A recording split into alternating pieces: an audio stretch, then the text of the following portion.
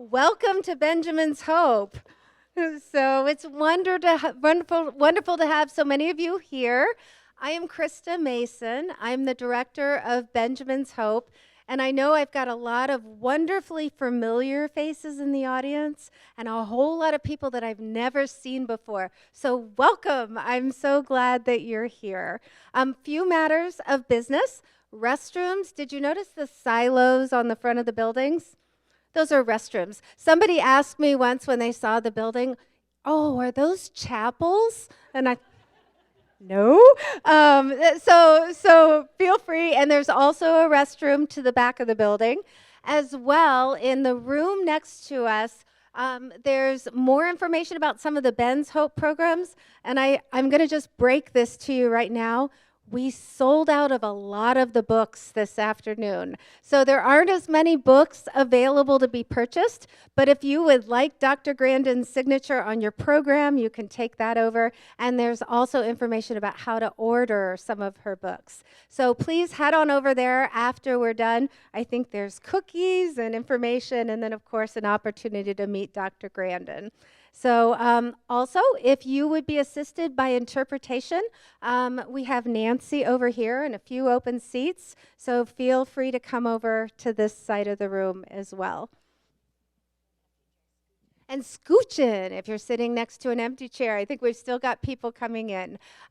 So wonderful to have you here. I'd like to take just a minute to tell you a little bit of the story of Ben's Hope and why Dr. Grandin being here with us today is really so wonderful for us. So I have two boys. My youngest son is Ben, and Ben is 27 years old and quite profoundly affected by autism. And back when I was a young mom and Ben was a little guy, he was diagnosed on his second birthday. Now, we were living in Columbus, Ohio. You can boo. I'm from Columbus. That's where we grew up. So we're living in Columbus, Ohio, and Ben received this diagnosis, and it was 1997. And in 1997, autism wasn't as well understood as it is today. In fact, I don't know that I'd ever met a person with autism before.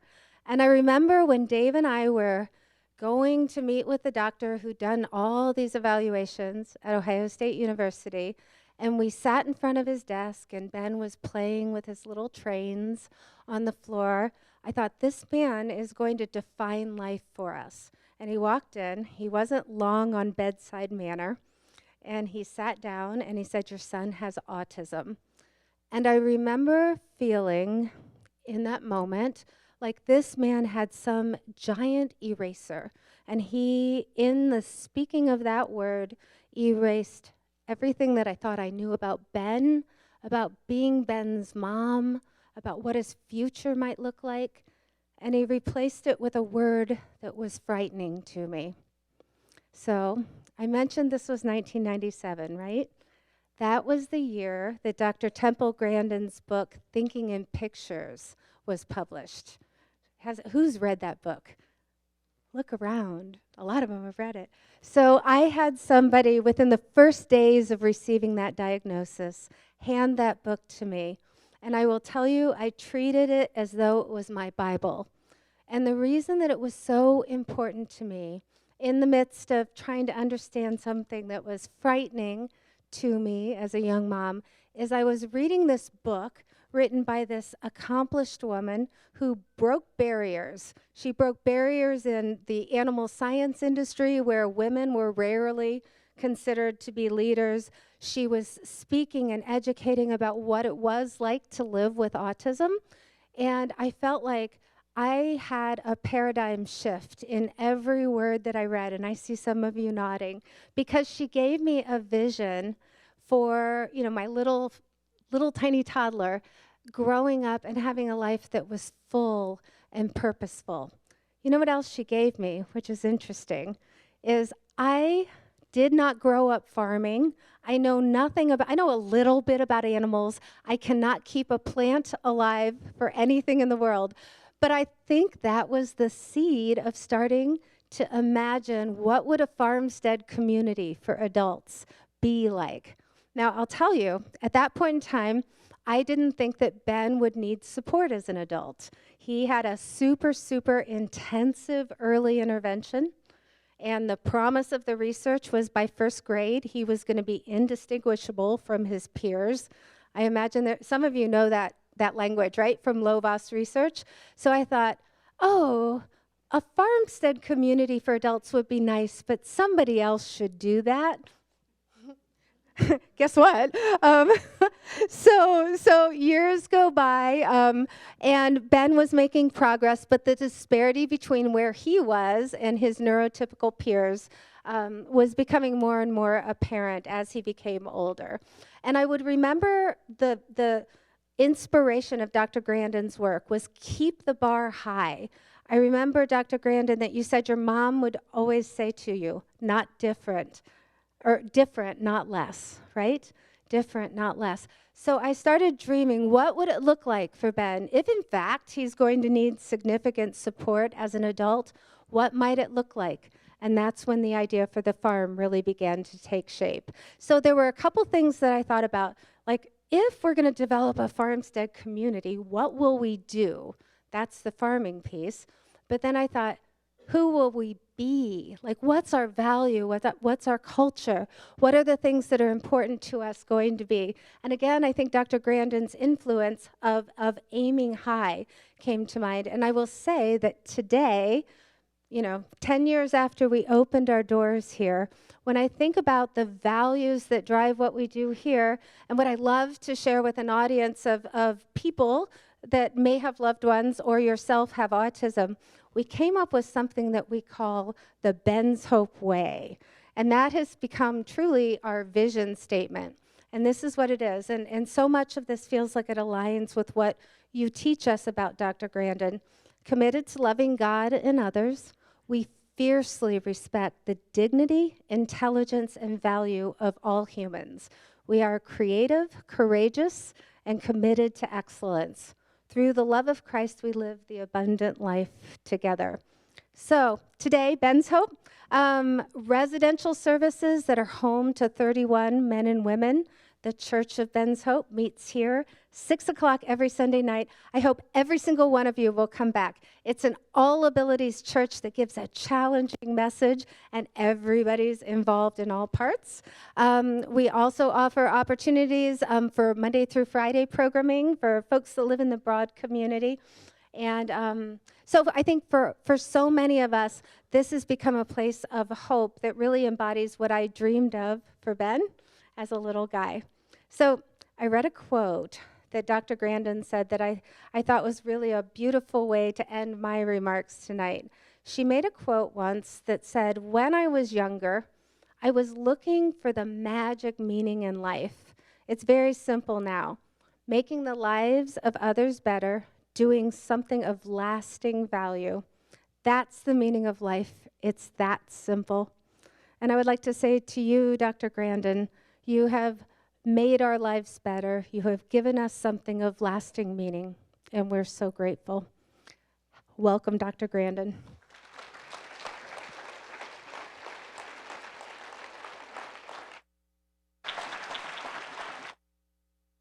Great to be here tonight. A lot of things to talk about tonight. And I didn't have any speech until I was 4 years old. I cannot emphasize enough the importance of early intervention. Super important. And what I'm seeing today, let's say in the autism field, is that we're actually doing a better job on early intervention. But where we're not doing such a good job is a transition to adulthood. That's where we've got problems. I'm going to be talking about that in my talk. And but early intervention, very, very important. Now, I like to keep things nice and simple. And so what do you want to get from a 2-year-old or a 4-year-old on early intervention? Speech, if I can get it. More ability to wait and take turns. And skills, dressing, eating with utensils. And the kids should like going to therapy. You don't put eye contact in there. That's not that important. Language, skills, and learning how to wait and take turns, because that teaches a kid to inhibit a response. That is super important. Well, today I'm professor of animal science. I've designed a lot of livestock handling facilities. And I've had really a good time today talking to the manufacturing people. And I've got my new book up there that we ran out of, but we printed out some Amazon flyers because I do a lot of talk to businesses, steel companies, airlines, travel sites, pharmaceutical, bunch of different things, S&P. And you need the skills of the people that are different. Because at one end of the autism spectrum, you've got somebody that programs computers, or you've got a scientist, and then you have the more severe ones. But what they're finding here at Benjamin Hope is that some of these individuals, they actually have intelligence. Yeah, see, that's the thing. There's a tendency to underestimate. And the other thing I'm very concerned about, that I'm write about in my visual thinking book, is skill loss. I'm going to be talking more about that. Very, very concerned about that. And you're in a manufacturing area. And we'll get on going into my program. Now, I do a lot of talks, and I explain to people, the first thing you have to discover is that there's people that think differently, that different kinds of thinking exist. And I was shocked when I discovered in my 30s that there was verbal thinking. I didn't know that such a thing existed till my 30s, because everything I think about is a picture. And that was a shock to me. Big shock. Now, being a visual thinker helped me in my work with animals, because in my early work with animals, it was obvious to me to look at what cattle were looking at going through a chute. Here's a picture of my own shadow scaring the cattle. Yeah, got to look at what they're seeing. Now, if you don't know that other people think in words, then you can't, it's hard to, I couldn't understand why they didn't think this was important. Okay, always been a NASA fan, a big NASA fan. I've been involved with a lot of stuff in the meat industry with equipment. And there's different ways of working with problems. And I had a chance to visit this launch pad 5.5 years ago. This is the launch pad that the Artemis rocket successfully was launched off of this launch pad. And we were in there at 7 o'clock in the morning. And I found something in there that shouldn't be there. I found something, and nobody knew he was there. This guy right here, he was inside the launch pad. And they were using that base as a workshop for fueling equipment. And I saw things that I don't want this guy around. I was the only one who knew he was in there. I don't know, maybe that helped with the success of the Artemis launch. Who knows?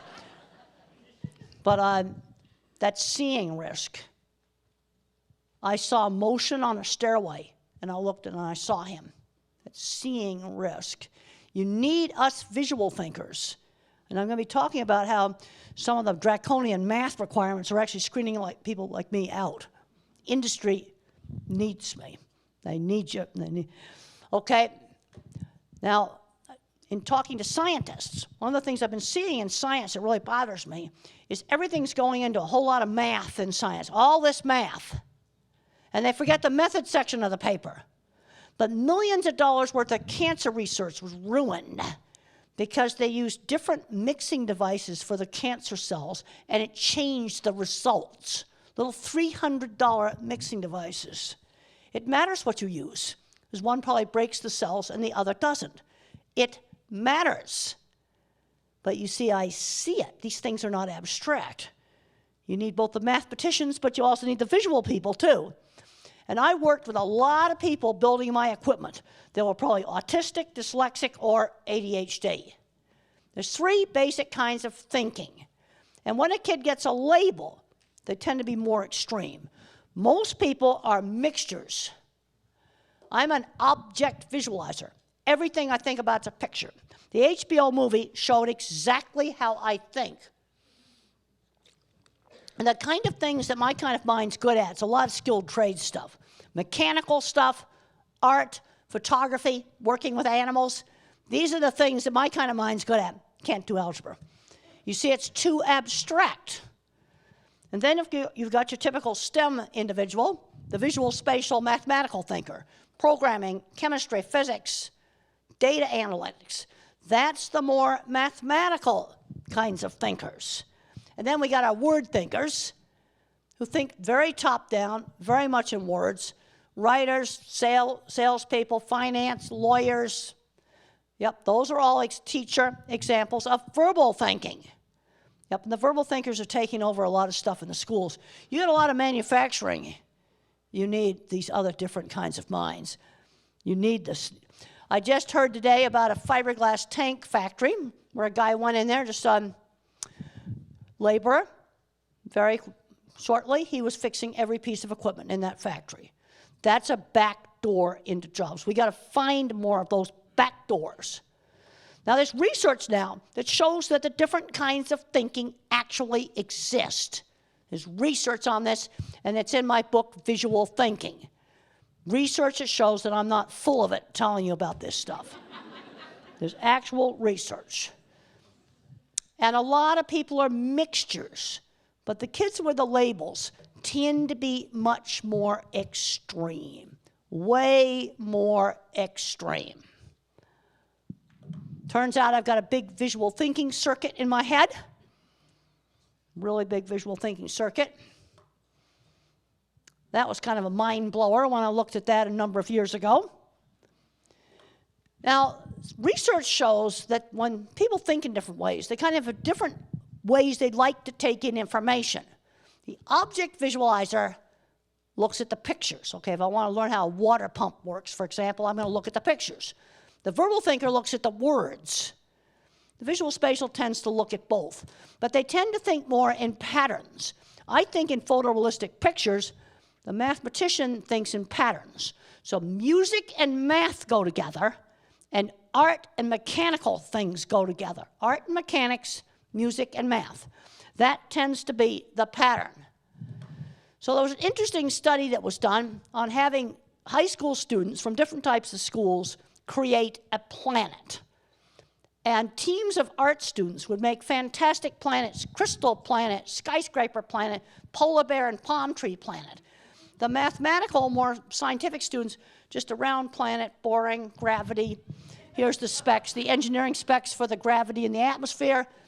And then the language students, they would start writing words, but, oh, wait a minute, we're supposed to do a drawing? So they did splotches. But you know what shocked me about the language-based users? Language-based people, no planning. They did absolutely no project planning. Where your mathematicians and your artists had big, elaborate planning sessions. The verbal thinkers tend to overgeneralize, very top-down. Okay, we got to have an inclusive environment, but how do we do this? Very vague, very generalized. The object visualizers and the mathematicians are bottom-up. In other words, concepts are made with specific examples. Where the verbal thinker top-down with the concept, don't know how to implement it. The other kind of thinker, bottom up. All right, here's situations where inclusion worked. Here's situations where it didn't. And you're looking at specific examples to make concepts. Now, when you go back and look at the early inventors, they were all object visualizers, mechanical devices. In fact, when the patent office first started, you had to make a model and give it to the patent office. And there were devices, grain harvesting, sewing machines, steamships, things of these sorts, mechanical things. And then this Chuck Hull, he invented the 3D printer. It's a mechanical device controlled by a computer. It's not a computer. You know, people say, oh, computers are going to run everything. Mechanical devices. People forget. You know, equipment, even a robotic arm. It's a mechanical device controlled by a computer.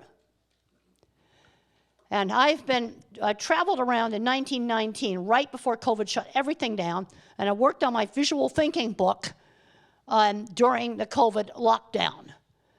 And I went to 4 places. There's stuff we're not making anymore. There's a gigantic skill loss, and there's a relationship between that and what's going on in the schools. And I call them the clever engineers. They're the people who invent things that maybe just took a welding class in high school. And they got a big shop and 20 patents, selling specialized hydraulic equipment around the world. I can't tell you what it is because they're not disclosed. Half of large industrial 3D printers are made in Europe. It goes back to their educational system. You can go university route in 9th grade or tech route. We have a tendency to stick our nose up at the tech route. But I worked with all kinds of skilled people inventing equipment. It's a different kind of intelligence. This is the inside of the state-of-the-art electronic chip-making machine that we don't make. We invented the concept, but we don't make it. And there's the outside of it. Lots of mechanical devices. The mathematicians invented the principle, but you got a lot of kind of visual thinkers making this thing actually work. State-of-the-art electron microscope, Germany. Now this was what blew my mind. This is a picture of a brand new hog processing plant, pork processing plant. Took this picture 2019. Everything on there is imported. The building's not. But all the equipment inside is imported. Quebec and Holland. Then I went to another pork processing plant. Found the same thing, 2019. Then I went to a poultry plant. All of the equipment's from Holland. Yep, it goes back to their educational system. I've been in the meat industry for 50 years. We used to make all this stuff. And it goes back to taking out the shop classes. The fabric for the Mars rover parachute, woven on high-tech European looms from the UK. And then I went to the Steve Jobs Theater, and I go, boy, we've got a problem here. And I'm standing in the middle of it, screaming in the middle of the mothership, we don't make it anymore. Structural glass walls from Germany and Italy. And the roof, carbon fiber from Dubai. Yeah, we've got a problem here. We've paid the price for taking out hands-on shop classes. Because a lot of the people that I worked with that had big welding shops and metal fabrication companies had taken a single welding class, or they'd worked on cars. I'd be putting all the hands-on classes back into the schools. Art, sewing, woodworking, home ec, welding, automobile shop, all of those things, put it back in. That's the clever engineering department. The two mistakes that were made, taking out these classes, and the other mistake is many companies shut down in-house engineering because it was, oh, I see you nodding there. Okay, you need to get my visual thinking book. We have some Amazon flyers. I am really sorry about running out of books. What happened is she said there were two groups of 200, and Teresa heard 200. Yeah, there was a mistake. I probably should have said 400. And they ordered half as many books. I'm really sorry about that. But sometimes things like that happen. Okay. What I'm finding is the educational system is screening out people like me. I can't do algebra. I couldn't graduate from high school in California. But this is the big back door into jobs. Where would I go now if somebody waved a magic wand and I'm 18 years old, flunking out of high school, but I still have my knowledge? I'm going to head straight for that brand new chip factory because I want to design the next one. I want to work on the equipment there. And I've seen people in the meat industry go in that back door and then build the next plant addition. About a month ago, I had lunch with a really cool guy, young hippie-looking guy, long hair, and he flies all around the U.S. fixing computerized marble cutting equipment. You know how he got that job? Went in as a laborer, sanding and grinding marble, learned how to run the saws, and then his boss let him get all the marble scraps out of the garbage, and he made beautiful chess tables out of it. Then he learned how to fix the PLC controllers. He's fixing these things all around the country. That was pure backdoor. Yeah, that's right. My grandfather was a co-inventor of the autopilot for airplanes. MIT-trained engineer. Teamed up this autistic guy that everybody thought was crazy that came up with this goofy idea for an autopilot. Oh, aviation goes, you should be wiring a plane's controls up to the magnetic compass. What do you think the plane did? This is what it did, wired up to a magnetic compass. Wiggling all around. Well, they tinkered and they tinkered and they tinkered in the loft. And they made it work. And then the stolen version was in every plane during World War II. They needed a lawyer. That's where you needed a verbal thinker. Now let's look at the big food processing plants that I've worked with. When I went back through all the jobs, the people in the shop that didn't graduate from high school were laying out entire factories with a title like drafting technician. They were also building all the clever mechanical equipment. The degreed engineers would do boilers, refrigeration, water, power, roof load, those sort of things. I saw this division of labor every major meat company. And then I'm also, as I'm going around, finding similar things in other industries. Yeah, you need all the different kinds of minds. Why don't you check out who's fixing elevators and escalators? They're getting grayer and grayer. And the last two mechanics on my flight were gray. Yeah, who is going to be replacing these people? This is a problem. And it goes back to our educational system. Now let's look at collaboration of writing the visual thinking book. Being a visual thinker, I'm kind of an associative thinker. Oh, ramble around. Verbal thinkers are really linear. So I teamed up with Betsy Lerner, she's my book agent, but we both needed a COVID project. So we teamed up to do the visual thinking book. I do rough drafts, kind of ramble around. Betsy would smooth them all out. You see, that is the different minds working together. Then she'd look some stuff up online too, especially educational stuff. And we made a really good team working together, knowing how our minds are different, deliberately using the differences in our minds. Okay, let's talk about making buildings nice. Architects make them pretty. If engineers made them, they'd be concrete boxes. But you got to have them safe. So you really need both. The people to make the building look nice and the people to make it functional. 20% of the people I worked with that built equipment for me or drew drawings of things were either autistic, dyslexic, or ADHD. This is what's making me go crazy as I go back and forth between industry and the educational world. Because the problem with autism was you have this gigantic spectrum. We wouldn't even have lights here without Tesla, the original scientist. He was autistic. He invented the power plant. Yeah, there's a lot of things we wouldn't have. People I work with, multiple patents, and none of them could do algebra. I've asked them. Now, if I want to do quantum mechanics and quantum computing, I'm going to need higher math. I'm not going to be doing that. I was just talking to somebody the other day about the chapter in my book on visual thinking on disasters, and that we have to protect important equipment from hacking. I'm going to assume it's going to be hacked. But things like a turbine spinning, let's put an old-fashioned RPM meter on it. Electromechanical, spins too fast, she shuts down. Gets too hot, she shuts down. Old-fashioned controls, hacker-proof, to prevent a machine from wrecking itself because the computer told it to wreck itself. I'm going to assume it's going to be hacked. Because I've got to protect very expensive, difficult to replace equipment, especially in power generation. Now, I have grandfathers come up to me all the time. Grandmothers come up to me. They find out they're autistic when the kids get diagnosed. But that grandfather had a paper route, learned how to work. In the 50s, social skills were taught in a much more structured way. Now, where a diagnosis can help that older person is with their relationships. Yes, and when I printed out the stuff for visual thinking from Amazon, my book, Different Not Less, is also on the bottom of it. And that's a book about 18 older people where a diagnosis later in life was almost a relief. But I'm seeing too many fully verbal kids where it's holding them back. And I'm seeing too many parents babying them.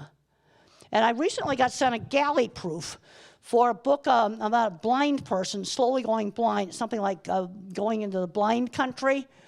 And he's gradually going into that community, finding the same thing. Some people coddle him. Then some maybe push them too hard. But the same thing, okay, we're going to cut up their food for them, and they don't have to learn how to eat properly. Well, I had a blind roommate. That's rubbish. Yeah, I'm seeing too many smart teenagers never gone shopping. I talked to a couple this afternoon. Never run in a shop and just bought something and interacted with the staff. It's terrible. They're getting so locked into the label, the kids aren't learning to do things. One thing, what I want to ask you is, what would happen to some top innovators today if they were students today? What would happen to Einstein? He would land in an autism program. Or how about Michelangelo? Oh, he grubby little 12-year-old school dropout, running around all the churches looking at the great art and really liking it. And he grew up with stone cutting tools. So that's exposure. And then he got pulled into a studio and mentored. Exposure, then mentoring. So how did I end up in the cattle industry when I came from back east? I got exposed to it as a teenager. It's that simple. So what would happen to Michelangelo today? Probably be addicted to video games in the basement. Because I wish that these kids that got into video games would get great jobs in that field, but they won't. But some of them have been successfully weaned off of video games with car mechanics. And they found out that was more interesting. No, but we need these different kinds of minds. I'm very concerned about power grid. And you need my kind of mind to keep some of that stuff going. Einstein would probably land in an autism program today. What would happen to him? Steve Jobs, really weird. He's had a very, very successful career. What would happen to him? Thomas Edison, high school dropout. But you see, all of these people learn how to work at an early age. We've got to start the transition to the world of work with chores for kids, church volunteer jobs at 10 and 11, where they're doing a job outside the family where somebody else is the boss. That is really important. Also, mentoring. Thomas Edison had a mentor that taught him how to use a telegraph. Elon Musk is on the spectrum. Oh man, I really love his engineering. I don't know about Twitter. See, the problem is, it's much more social. Rockets and cars are easier. We'll just have to wait and see. But he learned to work at an early age. That's the other thing that's really, really important. And he grew up with all kinds of tools. We've got kids today growing up where they've never used a tool. That's ridiculous. I had a student in my class who had never used a tape measure. And these people are going to make policy about stuff in the future?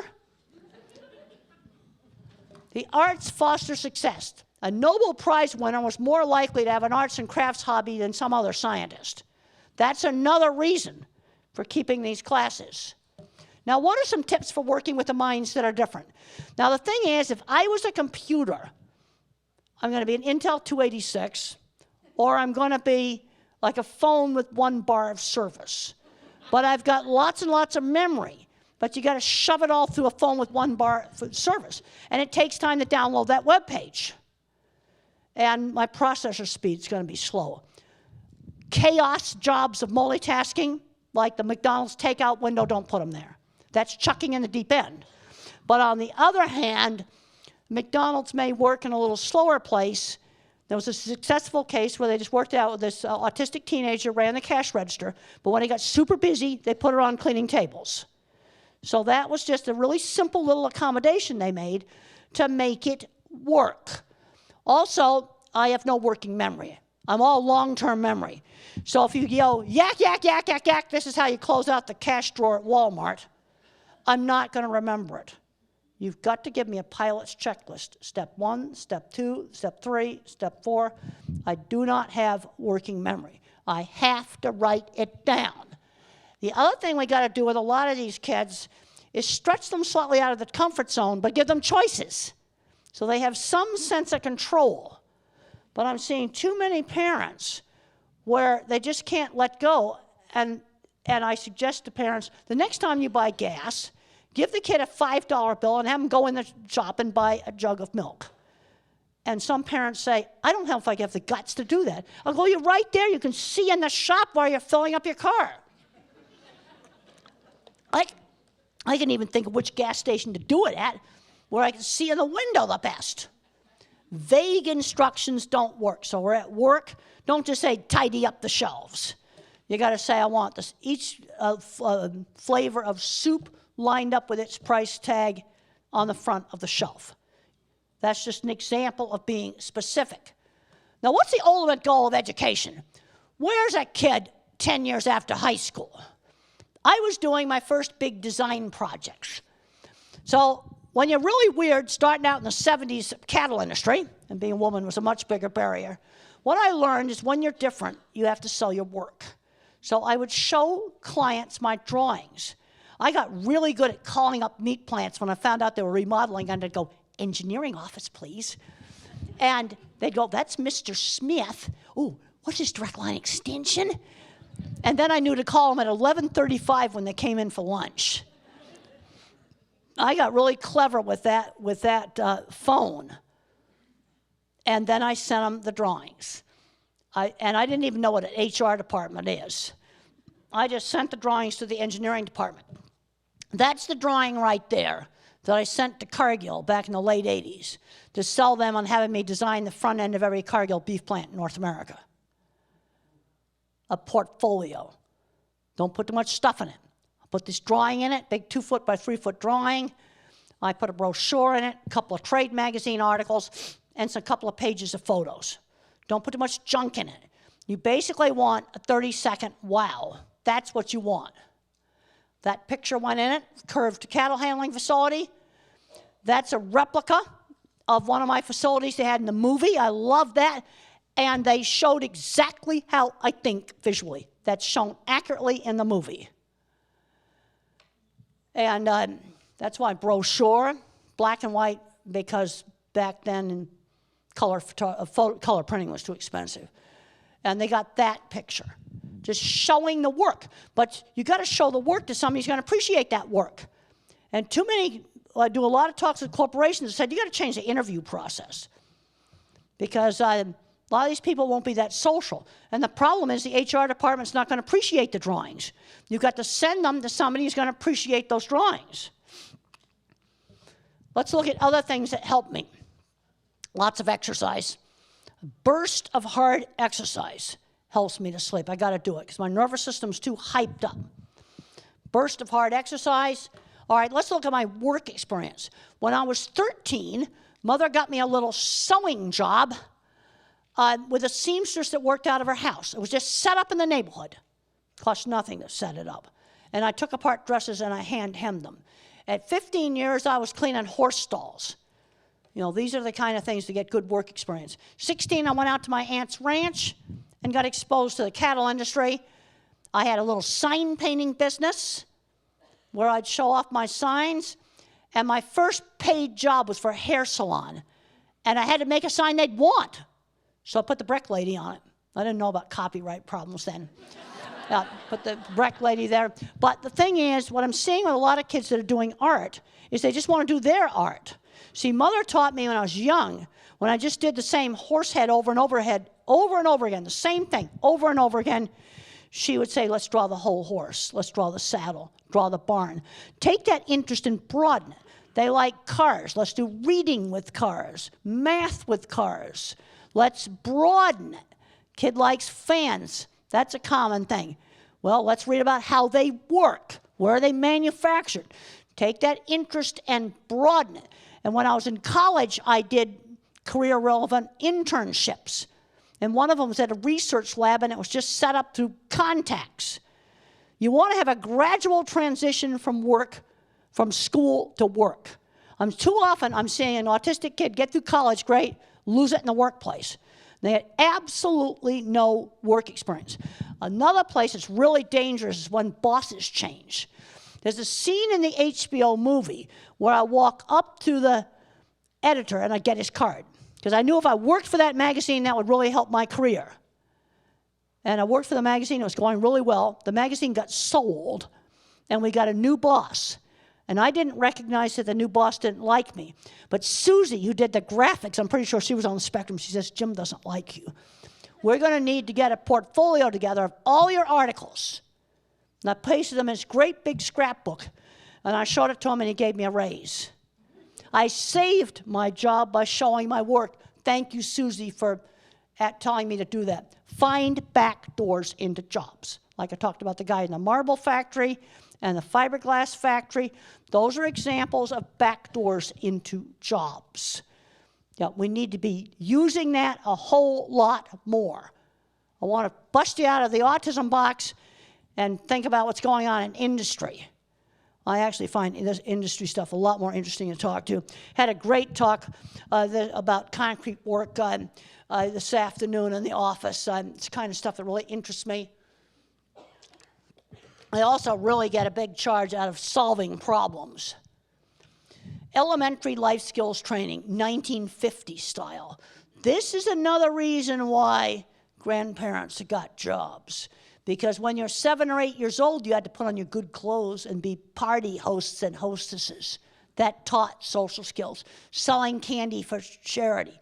Shopping by myself. I had an allowance. 50 cents a week could buy a lot in the 50s. I could get 10 candy bars or 5 Superman comics. But if I wanted a 69-cent airplane, I had to save for 2 weeks. I was learning about money, because the only way to teach money is different amounts of money have to relate back to real stuff. And one of my favorite games was a hockey table. And I'd had it for a couple of years. And one day I saw it in the toy store window. It cost $21. And I figured that was almost a year's worth of allowance. So a $20 bill has always been a hockey table. And it was probably a $250 hockey table now. But you see, a $20 bill equals a hockey table. That's way more than a Superman comic. You see, that's how I understood money. And then I'll never forget the Volkswagen ad in the early 60s, and the Beetle was $2,000. The cars weren't very expensive back then. And these are very important things I learned. These were not difficult things to do. And I had friends through shared interests. And for me, it was horseback riding, model rockets, and electronics. Friends who shared interest. For another kid, it might be a band, or it might be art, some other thing. I was bullied and teased in high school. It was horrible. Only places I was not bullied was friends through shared interests. And when I was in high school, I went to special school after getting kicked out of 9th grade for fighting. I was a terrible student, not the least bit interested in studying. And I went to my new school for kids with problems, and they put me to work running the horse barn, cleaning stalls, but I also fixed up this ugly shed. And they let me decide how it was going to get decorated. And I had to do it in a way that other people would like. Very important skill. And when I got in my 20s, I was still painting signs. So here I'm painting signs for this stupid carnival exhibit that was a dummy in a freezer chest full of ice. How did I get that job? I showed an old sign painter my portfolio. He put me to work. That simple. That's me standing up there on that sign. And there's my sign painting truck. Let's talk about learning to drive. That's going to take a lot longer. My aunt's mailbox was 3 miles up a dirt road on the ranch. So it took 20 minutes to go up and back to get the mail. I did 200 miles of driving on that dirt road before we did traffic, because you've got to get the driving into motor memory before you touch traffic. That deals with the multitasking, where you don't have to think about how to steer, how to brake, how to use the gas. You're going to take a whole lot longer with these big, big, big times of practice. Don't push them into it too quickly. But if I hadn't been able to drive, I would not have had a career in the cattle industry. It is that simple. A slow transition from school to work. I already talked some about this. I have to turn around because I can't quite read the slides back there. But we need to be working on this early so we don't have sudden transitions. Mentors. Jim the contractor. Another very important mentor. He was a Marine Corps captain and starting a small construction business. And he had seen my drawings, so he seeked me out. And I designed jobs for him. He helped me start my business. How do you make a LLC or corporation? Well, I had to have help with that. Finding mentors. My mother always knew how to push me. Not throw me in the deep end of the pool, not shove me on the McDonald's takeout window. That's too much. But when I was 8, I couldn't read. The school was using whole word. Mother taught me with phonics and sounding out my words, reading out loud. And then I had great elementary school teachers. I was not bullied in elementary school because she explained to the other children that I had a handicap that was not visible, like a wheelchair. Mr. Carlock, my science teacher, I was a goofball student. I wasn't interested in studying, no interest in studying. I wasn't interested in studying until studying became a pathway to a goal, and then Jim the contractor. Really, really, really important mentors. Let's talk about sensory issues. The autistic nervous system's hyped up. The sensory system is a whole lot more sensitive. And one of the things that can often help, let's say with noise sensitivity, is if the kid has control. Like a vacuum cleaner might go from the most feared thing to a favorite thing if the child can control it and turn it off. When the child or the adult can control the terrible thing that makes the noise. The other thing is, don't wear ear protectors all the time. It'll make sound sensitivity worse. You can have them with you all the time, and then try not to wear them, except maybe some of the worst noise places. Then you could wear them. Clothing, let the kid have choices. Maybe get clothing at a thrift store, wash everything. And like I have problems with pants. Itchy pants on a plane? No way. And there's some companies that have cheapened up their cotton where it itches. I don't buy that. I'm actually finding Walmart pretty good. I've been really pleased with Walmart's pants. They also last. But have some choices. Yeah, soft clothing with some choices.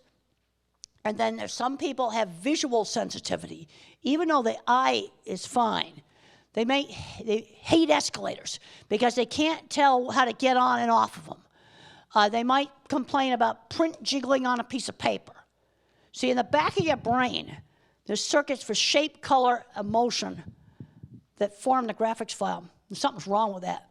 And the image stabilization software doesn't work.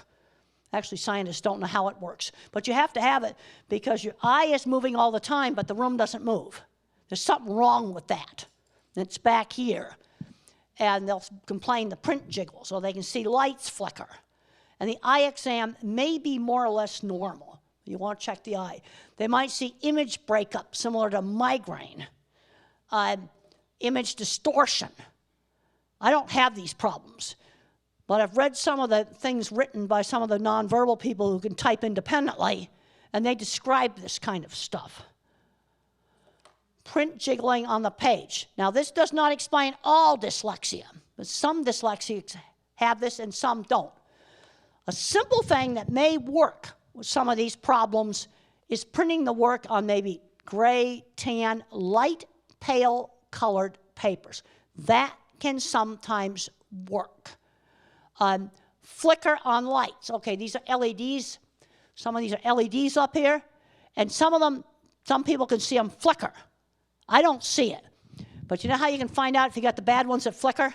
You take out a high-end phone, photograph the room in slow motion, and I'd wave like this, because I want to make sure I play it back in slow motion.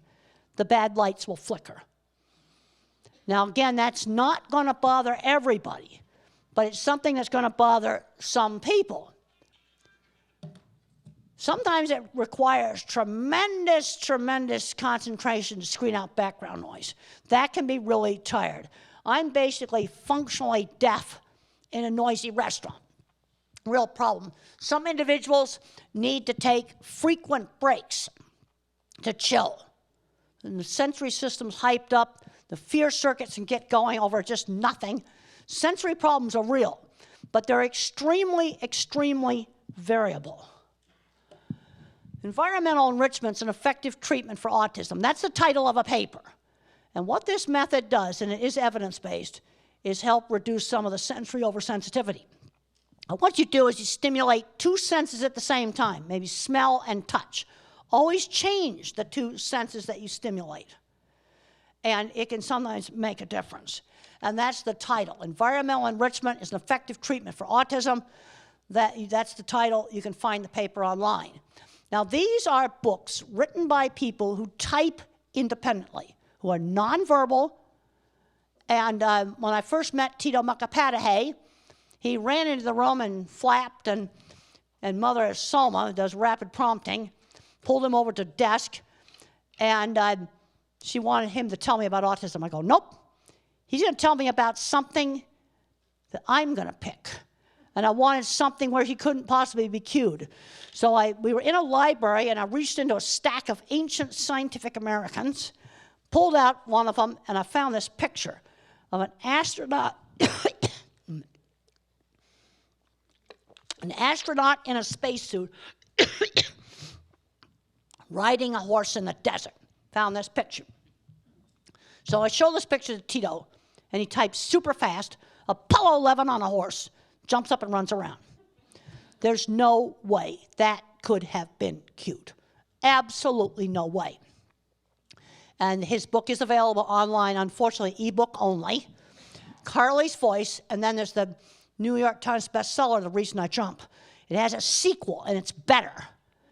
And Noki talks about not being able to control movement. He's like a broken robot. He also says that his carers, as they're called in Japan, help him too much. See, there's a tendency to over-accommodate. See, what we have to do is stretch. We don't chuck them in the deep end of the pool. We don't put them on that horrible takeout window. And I don't put them in the McDonald's at the Denver airport. That's chaos. You don't, but I might put them in the newsstand turned junk food store. Used to be called a newsstand, and now they just sell all this garbage to eat on the plane. And that's quiet enough. I could see that one working. But the McDonald's and the Chick-fil-A would absolutely not. It's too busy at that airport. One of the issues I have with slow processing is attention-shifting slowness. See, everything gets down to a slow processor, like a 1 bar on a phone. So like when you're working with the kids, you've got to give them time to respond. And then if you get in their face too much, they shut down. It's sort of like you got to click on the computer once, wait for it to open. Yeah, you do it, click on it a bunch of times, it tries to open Google 5 times, that doesn't work. Attention-shifting slowness. This is why multitasking, some of these crazy jobs are not good. There's too much multitasking. Now, this really shows attention-shifting slowness.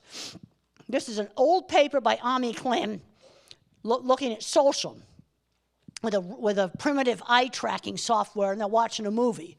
Look at how many times the normal looks back and forth compared to the autistic. That paper never mentions attention-shifting slowness. But this is one of the best slides for showing attention-shifting slowness. Also, the autistic's trying to lip read and looking at the mouth. Because when I was little and the parents and the grown-ups talked fast, it went to gibberish. You've got to slow down when you talk to these kids. You've got to give them time to respond. They're like that slow computer. Teaching little kids, slow down. Always encourage the use of words. Say, now use your words. And give them time. We also got to use the 1950s method of teachable moments. Okay, we're at the dining room table, and I stir my drink with my finger. Instead of screaming, no, use the spoon. People think it's disgusting when you use your finger. You just calmly say that. You give the instruction and the reason, just very calmly. You might have 2 or 3 of those at every meal. Typical, standard 50s way. And turn taking. I can remember playing Parcheesi. I was maybe 5, and it has a little dice cup that you shake. And I grabbed it and started to shake it. And Mother said, you have to wait for your sister's turn. You give the instruction. Those are teachable moments. Well, there's my working memory shot right there. All right, let's talk about fear is the main emotion in autism. The sensory system, when it gets overloaded, ramps up all the fear circuits. That's something that's been shown in the research. And fear system was 3 times larger than normal. And when I was in my 20s, it got worse and worse and worse. I was terrified of public speaking, and I was terrified of this airplane.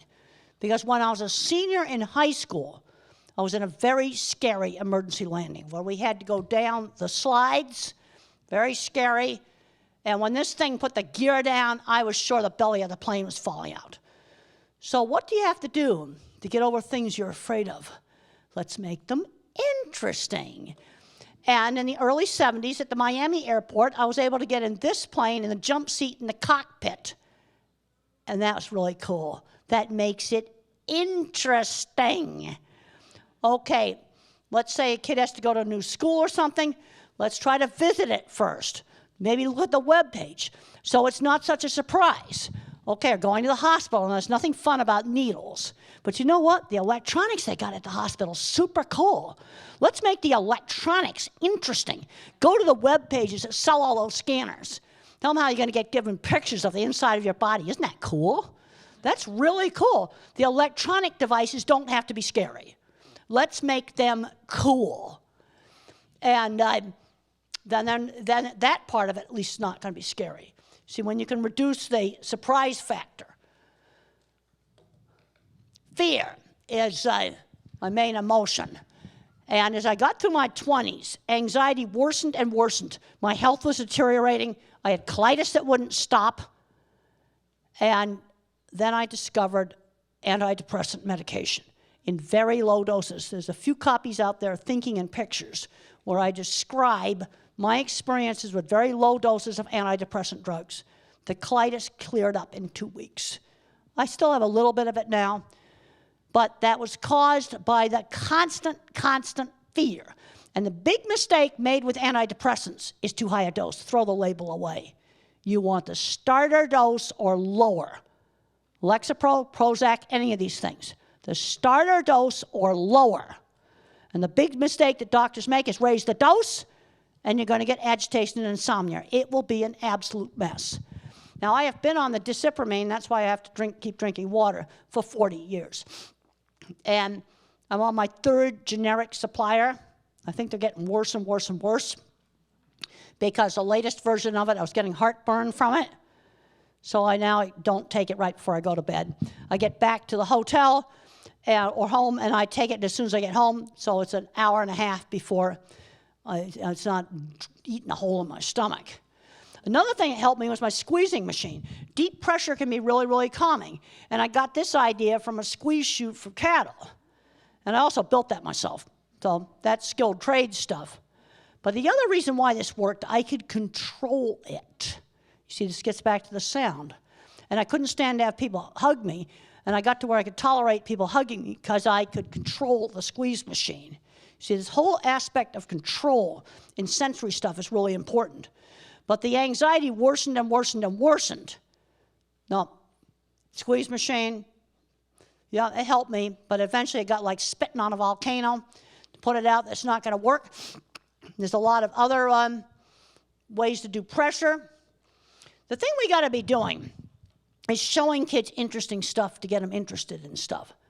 Because when you look at career stuff, you got to get exposed to stuff. And I'm a big believer in the schools of exposing kids to all kinds of stuff. Like when I was a little kid, I was exposed to a little flute. I could never learn how to play it. But some other kid will learn how to play it. I tried programming, and that was hopeless. Fortran programming. I had to drop the class, had to drop physics, had to drop biomedical engineering. So I majored in psychology. And then I discovered the clever engineering department out in the shop. The other half of engineering that doesn't get enough credit. And so when I got interested in this optical illusion room, and this is shown very nicely in the movie, my science teacher says, you got to figure out how to make it. There's all kinds of cool stuff. Here's the Penrose tiling that Stephen Hawking used. You know what Stephen Hawking said I really like? This is what he had to say about disability. Right before he died, he talked to the New York Times and he said, concentrate on those things. Your disability does not prevent you from doing really well. From Stephen Hawking. And Science and Nature, you look at these magazines, and I look at the physics articles, and I look at some of the biology articles, and there's fabulous geometric patterns. I'd like to show that to some of the math kids. Get them off the video games and start showing them that there's geometric patterns inside your body, there's geometric patterns, all this physics stuff, really cool patterns. I don't understand the math, but I can look at the pretty pictures. Fractals, that's really cool. Mathematics and plants. And then here's just a whole bunch of places, I don't have to read this stuff, where you can get free stuff online. One thing that just kind of appalls me is how people don't try to look things up on Google. In fact, the way I discovered the medication was I read an article in Psychology Today called The Biological Promise of Psychology. And I read about the medications. I tracked down a journal article. And I had 8 out of 10 of the anxiety symptoms. This is back with the paper journals where there was no online at this point, but Mr. Carlock had taught me how to use that. What I'd like to do right now is we're going to just do some questions, and then we'll go back and we can give out some Amazon flyers. Now, I've got lots of cattle handling books here with that show my cattle handling construction stuff. We got a whole pile of those, and they sent way too many of those. And I've got a few thinking and pictures left, and then we've got Amazon flyers for visual thinking. If we run out of those, we'll print more of them. But let's just do some questions, and then also sign Benjamin Hope bookmarks and a few other things. Okay. Okay, I'll start. Okay. So I'm interested, you told us the story about Tito. You know, Tito's very Yep, I told you about that. profoundly affected by autism. Can you talk a little bit about the tendency, especially for individuals who are profoundly affected by autism and not traditionally verbal, the tendency people have to presume that people are not intelligent? Well, this is a problem, and I think it gets back to people that are highly verbal think you have to have words to have intelligence. And I do have a chapter in the last chapter of the visual thinking book about animal intelligence. And it basically gets down to they don't have words. You see, they have thought without words. Okay, computer people go, yeah, animals have intelligence. But there's still people argue that. You know, argue is at the worst. Because I started looking up the affiliation of the authors, psychology departments. They were the worst. People out of psychology departments for denying animals thinking.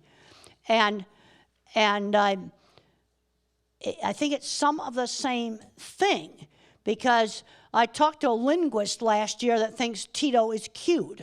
I don't know how he could have been cute about that astronaut on a horse. That's why I picked it, because as fast as he typed, the only way you'd be able to cue would be for a single phrase. There's no way an astronaut on a horse would have been in this memory bank. There's no way. And I think, and this person was a linguist, very, very much language-based. And Soma didn't touch him. She didn't touch the keyboard. Now, one thing I have seen cueing. They've got a letterboard, and Mom's holding it like this. That's cueing. I've seen that. That's absolutely cueing. But some of the answers that they've given wouldn't be the kind of things that people would make up. See, that's the thing. No, we have to guard against cueing, because there were problems in the past with cueing and saying that some staff did some bad things or something when they didn't. Well, we've got to watch out for that. But I think it's like the animal intelligence thing. If you're highly verbal, it's hard to imagine how do you have thinking without words. That's the thing. It's obvious to me, because I just see solutions to problems. Okay, as a visual thinker, okay, you can see how a machine works.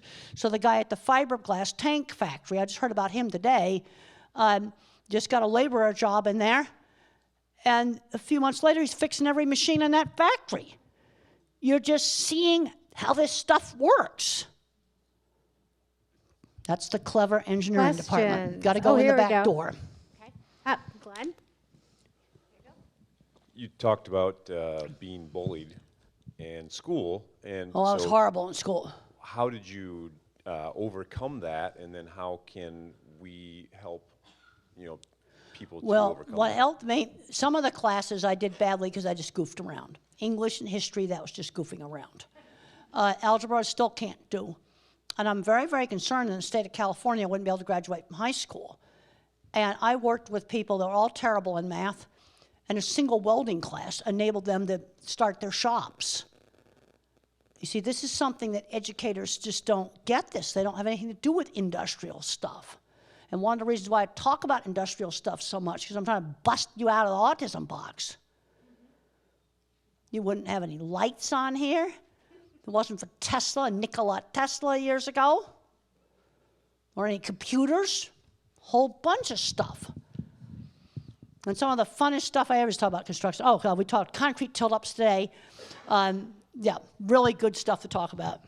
So I'm interested to follow up on that question, Temple. You mentioned that one of your teachers helped the other students in your classroom understand that you had a disability. Do you think that's a good idea? Yes, that's called peer-mediated intervention. And she explained I had a disability that was not visible, like crutches or a wheelchair. And of course, I came from the polio era, and we knew about braces from polio. And I have a paper online that you can look up. It's titled How Horses Help the Teenager with Autism Make Friends and Learn How to Work. How Horses Help the Teenager with Autism Make Friends and Learn How to Work. And I actually looked up some literature on what's called peer-mediated intervention. So that was done for me in elementary school. High school was horrible, horrible teasing. And I got kicked out of a regular school for chucking a book at a girl who called me a retard. And then when I went to special school, I still got bullied, except where I had the friends, horses, model rockets, and electronics. Can't emphasize enough friends who shared interests. Another kid, it might be art, theater, band, some other thing. Robotics club, a lot of different things. No, the bullying is really a problem. On one of your slides about sensory overload in there, Yep. I think on there it mentioned the eye contact problem. Well, the eye contact can load the processor. You see, one of the reasons I don't put so much emphasis on that is if I'm trying to hear in a noisy environment and look at the eyes, just seeing them jiggling loads the processor. If I'm in a noisy environment, I got to concentrate just on hearing. Now, you can teach some eye contact stuff, but I wouldn't be drilling that into a 3-year-old. I'm more interested in speech, and then if they don't get speech right away, then you got to give them a way to communicate. Sign language, picture board, picture exchange, some electronic thing, if they don't get talking right away. The skills and the turn taking, because they got to learn how to wait and inhibit responses. That is just so important. And then, how do you know if a 3-year-old's making progress? Do I get progress in those 3 things? And he likes going to therapy. Now, when they get older, they kind of go off into different groups. But I looked very severe as a young child. Now, the one good thing I had at age 4 is I did not have epilepsy. That usually improves the prognosis. Okay. Hi, I'm wondering, you gave a lot of great advice for parent to child or teacher to child. Can you give some advice about things to keep in mind when you're trying to have a close relationship with someone on the spectrum, maybe outside of those relationships?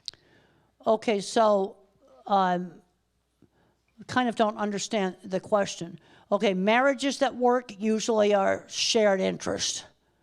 That's where marriages tend to work. Maybe marriages and friendships. It usually gets through some kind of a shared interest of some sort. That's where I get a lot of my friends. I mean, I have friends in the cattle industry, autism, construction stuff. But that's where they get the friends. It's through the shared interest. Like one enterprising teacher in the 3rd grade started a Star Wars club because the autistic kid liked Star Wars, and then he got some friends through that. That was a simple thing to do. Robotics club, music. I saw online that you did a talk called Dating with Autism. Do you have any things from that you can share? Well, you see, I kind of put everything into career. Now, I realize that's not something everybody wants to do. But where there's been successful marriages, and then I think you might be interested in the Different Not Less book, and that's also on the visual thinking flyer. Now, if they print it out again, it might not be on there. But that's 18 people diagnosed later in life writing up their own stories. And where the diagnosis helped was to give insight into relationships, where then the spouse knows why maybe they're not so demonstrative. That it gives great insight, and then it's almost a relief to realize, that you think differently. You see, a brain can be more thinking, or a brain can be more emotional. I like challenging thinking things. That's what I really like. Solving problems is something I really like doing. Okay, so as someone with on the ASD spectrum, I have hyperfixations on different subjects. how can those help people find jobs if they're like on fish keeping On or fish biology? keeping? Okay, well, I know a person who's working in a fish store, and he's become an expert in fish. Now, the thing you do have to learn is, because that's specialized retail, a lot of people are interested in fish. But then you have to learn a little coaching on interacting with customers, because I heard a sad story 2 weeks ago about a teenager working at Walmart in the video game department where he had a lot of knowledge, but he got fired by being too aggressive with customers.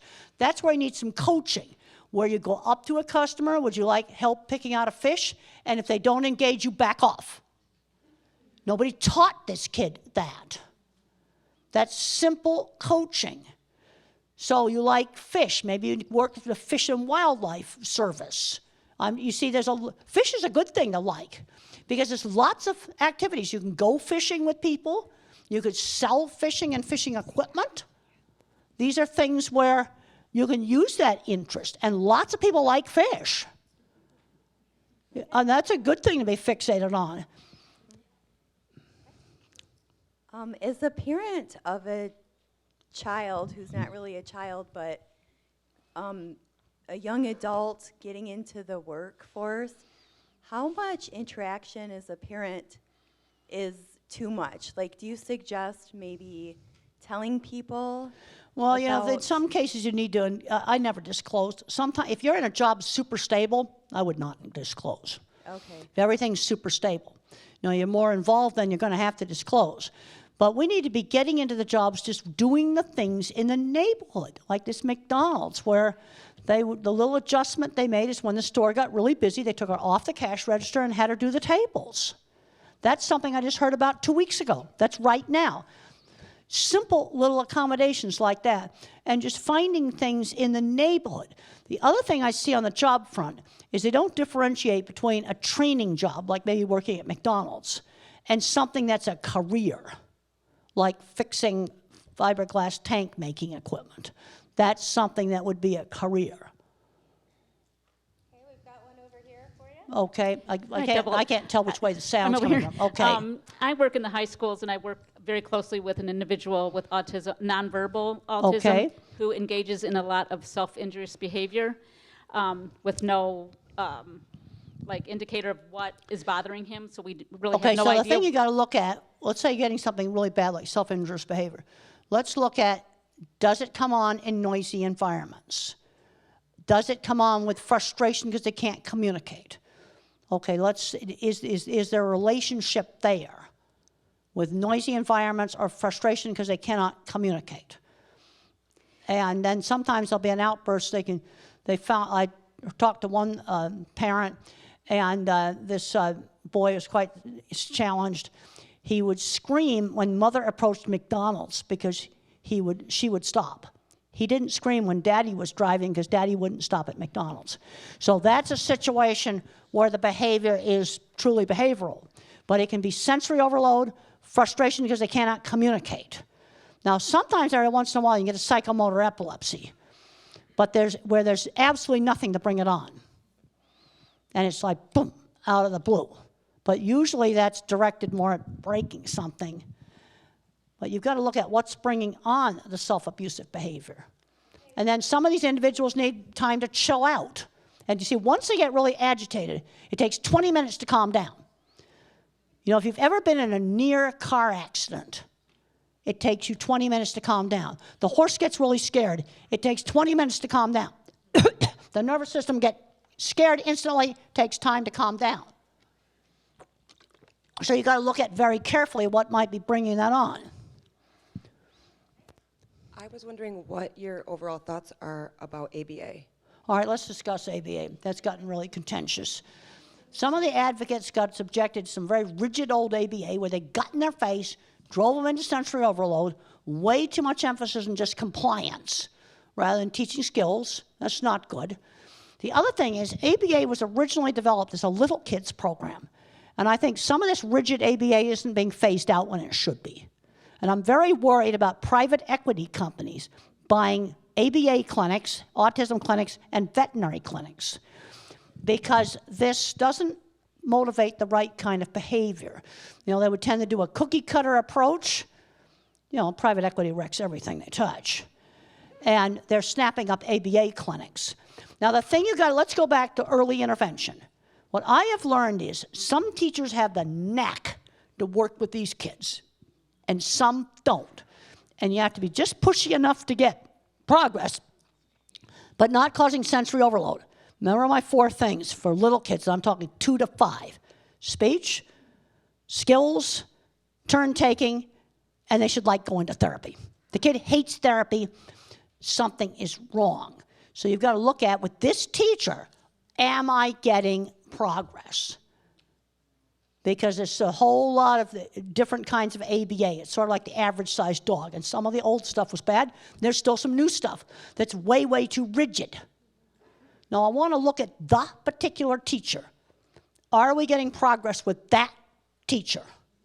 That's the important thing. That means a lot more than the label does.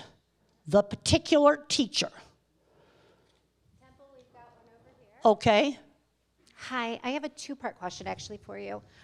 You said that you didn't have a voice and speak until you were 8. So when you were I younger? was 4 when I started 4. talking. I was 4. Okay. What mode of communication did you use? Oh, I did some screaming and try to communicate. Oh, I there can were not remember screaming. the stress of not being able to communicate. It was horrible. Absolutely horrible. Now, there's 3 ways the brain can be messed up on speech. When the grown-ups talked fast, it went to gibberish. You've got to slow down when you talk. Remember, processor speed. I had some problems with expressive getting it out, and then found out my brain circuit that's got a shortage of fibers for speak what I see. The other thing is the echolalic kid, yakking out all this speech that they get off of movie scripts, but they have no idea what it means. You see, in that situation, you might take a phrase out of a movie script and use it in real conversation, and then start teaching names of things, names of toys, names of food. Because that kid yaks out the speech, but they don't know what it means.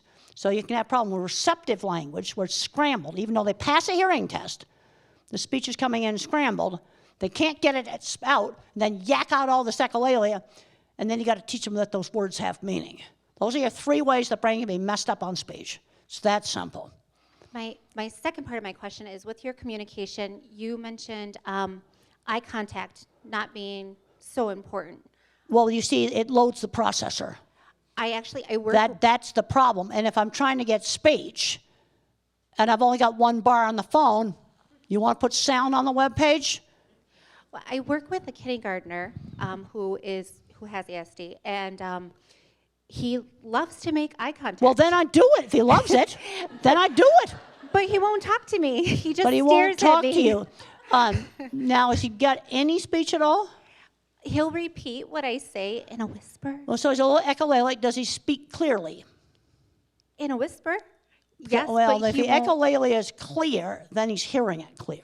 Right. Now, there's some nonverbals that make a lot of sounds, and what's happening is they're not hearing hard consonant sounds. So if I say cat, he might be hearing ah, and he doesn't hear the C and the T, because the hard consonants, if you put it through a sound analyzer, is a quicker signal. Okay. I'm just curious. He loves to stare at me. I'm wondering how... Thank you. Thank you. He loves to scare you. He likes to stare at me. But he doesn't, stare at you. He doesn't like to do anything but stare all day long. And how's he at something like turn-taking games or getting dressed? If I'm staring at him, he'll do it. Will he take turns, learn how to take turns? Because that's interaction. Yes. Will he do that? Yes. What he about will. skills, dressing, eating with utensils, things like that? If I stare at him, he'll do it. He'll do it? Yes. If I look away, he won't do it until I'm looking again. That's kind of different, but the thing is, different kids are different, and then maybe you stare at them to get them to do these things. Then, but for a lot of kids, that doesn't work. But the thing is, they are different. Okay, right there. Okay, we've got room for a couple more questions. Amy, did you have a question? How long you been signing books? What about signing books? We have a few thinking and pictures. I got a whole pile of cattle handling books that show all the construction plans. How long you been signing books? Well, I signed a bunch of them this afternoon. Oh. Until everything's signed, whether it's program, an Amazon flyer, or a Benjamin Hope's card.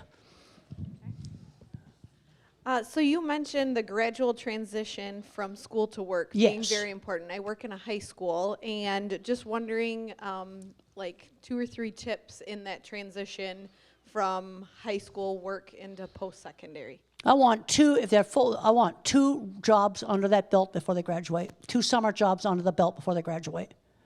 I want to get that transition done before they graduate. Because where you really have a mess is where, okay, they graduate from college, never had a job, and they trash it in the workplace. That doesn't work. Okay, we've got one Okay. more over here. Okay. And then I'd see one more up front. So there's those one are up the front. last 2. Okay. So I'm on the autism spectrum too, and you mentioned thinking in pictures. I also hear sounds in my head too. So you that doesn't happen with you? Well, I can actually, what happens with me is I'll get the picture and then I can hear a Beatles song. I can do that, but the visual image always comes up first. Oh. But I can get things where I can hear a tune too. All right. It's sensory-based thinking. Like I told the vet students last night, get away from words if you want to understand dogs. It is a sensory-based world, not a word-based world. I have a almost 11-year-old daughter that's on the spectrum, and she comes from a very huggy, touchy family, and she does like to cuddle. However, when she is around people she's not always incredibly familiar with, she has a hard time with that social interaction that she has with other people. Well, a lot of times it's easier with people they know. And the thing you have to look at, is she gradually improving?